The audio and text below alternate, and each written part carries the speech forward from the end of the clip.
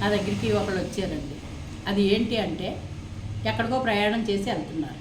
వెళ్తుంటే అది ఆడపిల్లని ఒక రకమైన వరగరగా మాట్లాడి ఫోన్ నెంబర్లు అయ్యి అడగటం చేయటం ఎవరో చేశారు. చేస్తే అమ్మాయి ఏం చేసిందంటే ఇంటికి వచ్చి చెప్పింది. చెప్పినప్పుడు వాళ్ళు వెళ్ళి అడుగుదాం అనుకున్నారు కానీ ఇంకా అడగలేదు.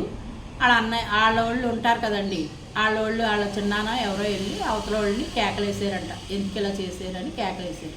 పిల్ల తరపు వాళ్ళు కేకలేస్తే ఆడేమో నేను ఎరగను అనేసి ఎదురు తిరిగి వాళ్ళ స్నేహితులు ఏం సలహా ఇచ్చారంటే అండి, ఆడికి మన మీద గొడవకు వస్తారా, నువ్వు వెళ్ళి పోలీస్ స్టేషన్లో కేసు పెట్టు అని చెప్పి ప్రోత్సహించారండి ఫ్రెండ్ని. పోలీస్ స్టేషన్కి వెళ్ళి పోలీస్ స్టేషన్లో కేసు పెట్టాడు. ఎవరి మీద కొట్టిన మీదకి వెళ్ళి కేకలేసిన వాళ్ళ మీద పెట్టాడు. పెడితే పోలీస్ స్టేషన్కి వాళ్ళు కూడా వెళ్ళారు. వాళ్ళని కూడా తీసుకురండి, మరి ఏంటో తెలియాలి కదా మాకు అన్నారు పోలీసులు. వెళ్ళారు.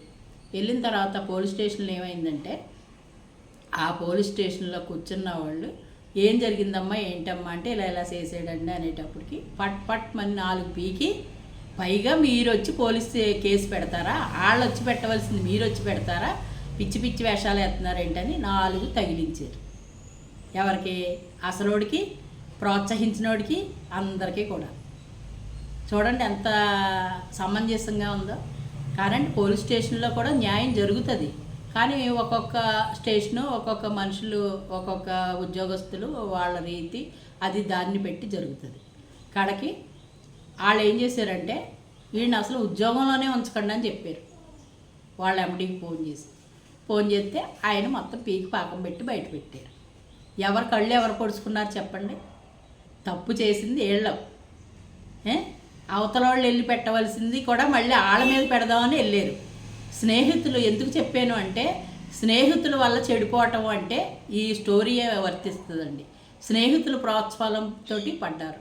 మళ్ళీ వెళ్ళి ఆడవాళ్ళు కాళ్ళు పట్టుకుని కాళ్ళ మీద పడి గొళ్ళుమని గోలెత్తి మా కుటుంబం రోడ్డు మీదకి వచ్చేసిందండి, తప్పు అయిపోయిందండి, ఆడు చెప్పాడని చేశాను, ఈడు చెప్పానని చేశానండి, పోలీస్ కేసు పెడతాం తప్పేనండి అని.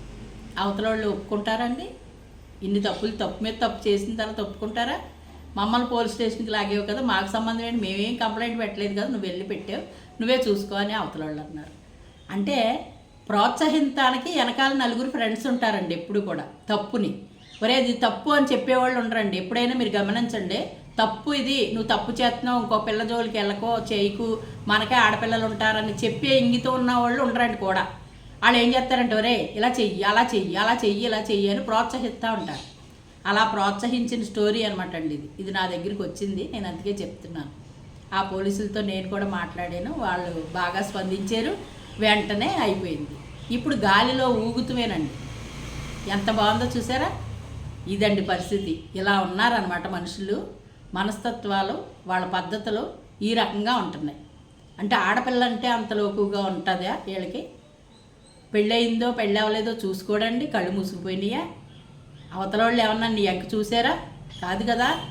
అటువంటి వాళ్ళు అయితే వీళ్ళు చూసినా వాళ్ళకి పర్వాలేదు, వాళ్ళకి సరిపోద్ది. కానీ సంసారపక్షంగా ఉన్న వాళ్ళ జోలికి వెళ్తే మసి అయిపోతారు అనటానికి ఇది నిదర్శనం అనమాట. ఏమంటారు చెప్పండి?